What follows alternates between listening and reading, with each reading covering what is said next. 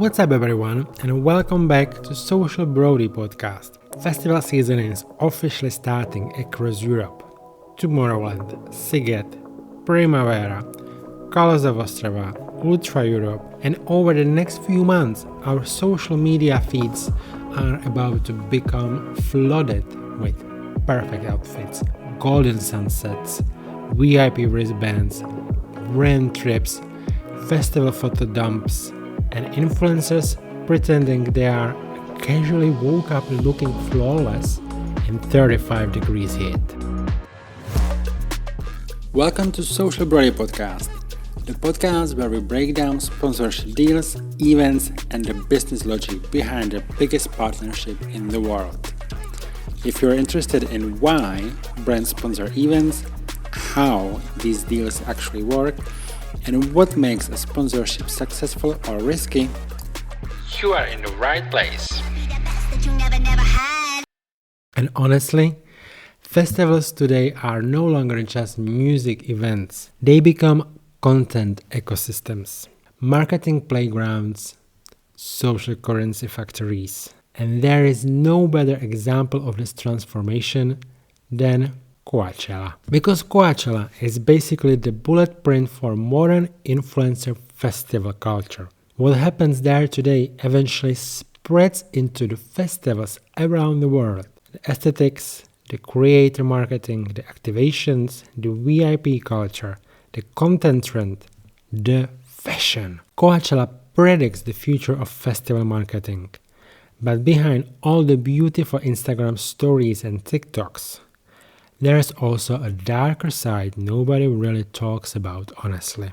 And today, I want to unpack that. Because festival culture has changed dramatically over the past 10 years.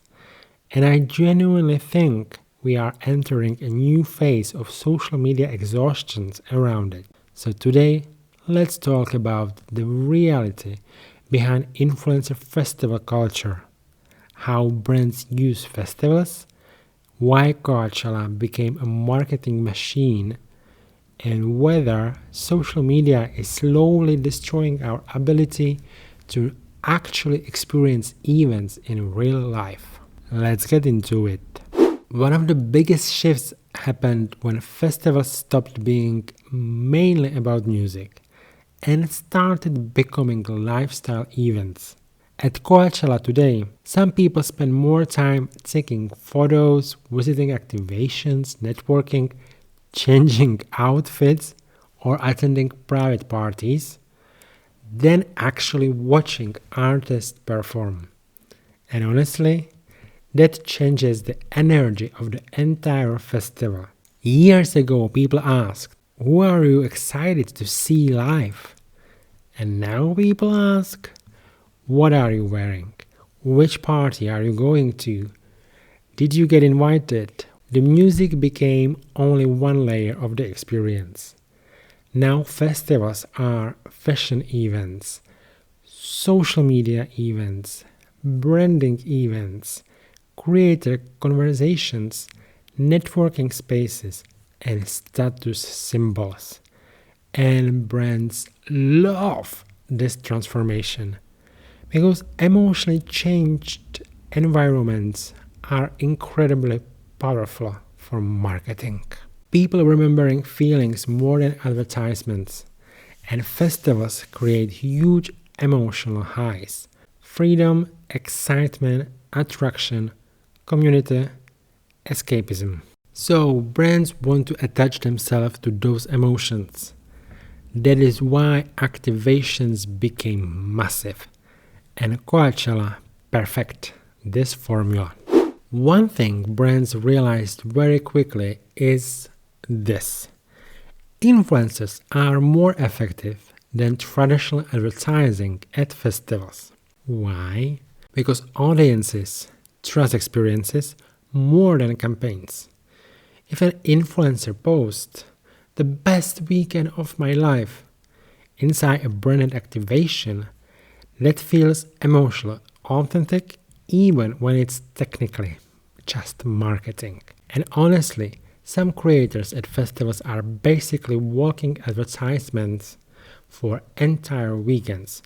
Sponsored outfits, sponsored drinks, sponsored makeup, sponsored transportation, sponsored hotels, and of course, sponsored after parties. Sometimes even entire friend groups are assembled by PR agencies, and audiences often cannot even distinguish what's genuine, what's gifted, what's partnership, and what's performance. That line became extremely blurry, especially for younger audiences. Now let's talk about the psychological side. Because influencer festival culture created insane pressure around appearance. People prepare for festival for months. Gym transformations, cosmetic treatments, hair appointments, nails, outfits, skin prep, dieting, luxury styling. And social media amplifies all of it. But what people see online is heavily edited reality. Almost nobody posts the heat exhaustion, the dehydration, the dust storms, the panic attacks, the exhaustion after 14 hours outside. Real festivals are messy, but influencer culture sells fantasy. And eventually, people start comparing themselves to content that was never realistic to begin with. That's dangerous psychologically. Because festivals were originally spaces for freedom and self expression, now for many people, they became performance stages. Influencer camping is mostly fake. This topic always makes me laugh. Because online, influencers present festivals as this spontaneous, carefree bohemian experience.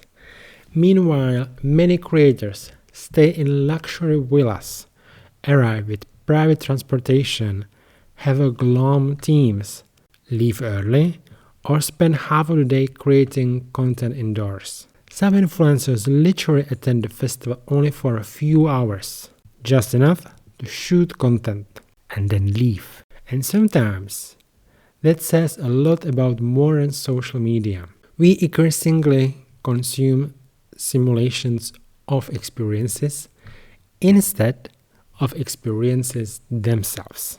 People online think, wow, they are living freely, enjoying their life. But behind the scenes, it can feel more like a production schedule.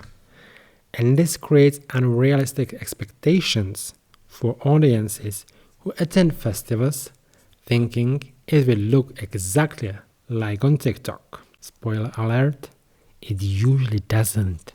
But this is probably the craziest culture shift. At some festivals now, people are more excited about entering exclusive brand activations than seeing actual musicians. Think about that for a second. Some attendees care more about Pinterest installations, apparel lounges, beauty stations, or celebrity after parties than headline performances. Brands are no longer interrupting culture, they are culture. That's why companies spend millions on experiential marketing.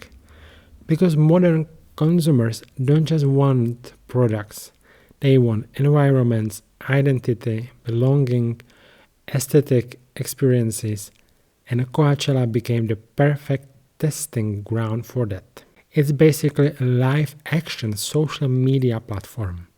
Another darker side is access culture.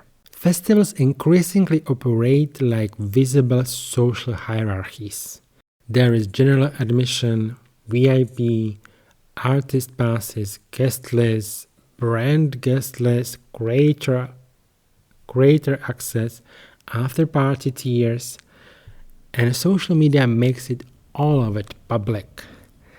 Now people measure status through visibility and exclusivity. Who got invited and where? Who sat in the VIP area? Who attended Neon Carnival? Who got flown out by a brand? And honestly, sometimes it starts feeling less like a music festival and more like a giant public ranking system, especially in influencer spaces. because access itself became content. This is something audiences rarely think about. A lot of creators are not enjoying the festival at all. They are working constantly, filming, editing, posting, negotiating, answering emails, meeting brand deliverables, changing outfits, tracking engagement. And social media romanticizes creator life so heavily that people forget content creation can become emotionally exhausting, especially in environments where everybody else also competes for attention. At festival, everyone is simultaneously the audience, the performer, the photographer, the editor, and the brand. That creates a very strange social atmosphere. This is probably the deepest part of the conversation. Sometimes it feels like people no longer experience moments naturally. Everything becomes content first. People dance for videos, pose instead of feeling, record interactions instead of having reactions, and eventually reality itself starts feeling staged. Even friendships and festivals can start feeling performative. Entire groups coordinate aesthetics for content. And honestly, sometimes the pressure to create memories becomes stronger than the ability to actually live them. That's why the Pinterest phone free zone at Coachella became so powerful this year. Because people are exhausted. Exhausted by performance, exhausted by algorithm, exhausted by constant visibility. The anti-phone activation became viral because audiences secretly crave disconnection right at that moment, which is honestly fascinating. Another thing we should talk about more is sustainability. Festival culture today massively fuels fast fashion. People buy outfits specifically for one weekend, for one carousel post, for that one TikTok post, then never wear them again. And brands continue pushing micro trends because aesthetics move incredibly fast online. The pressure to constantly reinvent your visual identity creates huge consumption cycles. And honestly, it's unsustainable. Not only environmentally, but emotionally too. Because social media trains people to constantly chase visual novelty. So, are festivals still real? And this is the biggest questions. Are festivals still about human connections? Or are they becoming giant content farms?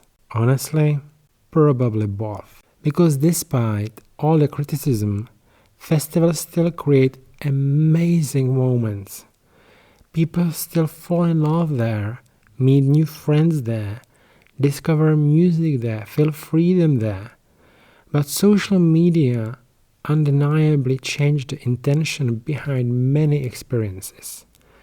And maybe the next cultural shift will actually be privacy, offline moments, smaller experiences, less documentation, more presence. Maybe that's why people increasingly romanticize disconnecting. Because in a world where everything becomes content, real moments suddenly feel rare. So yeah, festival season in Europe is just beginning, and over the next few months we are going to see millions of posts telling us the dream of perfect festival life. But behind filters and aesthetics, there is also much bigger conversation happening about identity, attention, performance, status, consumerism, and authenticity. And honestly, I think we are only at the beginning of that conversation.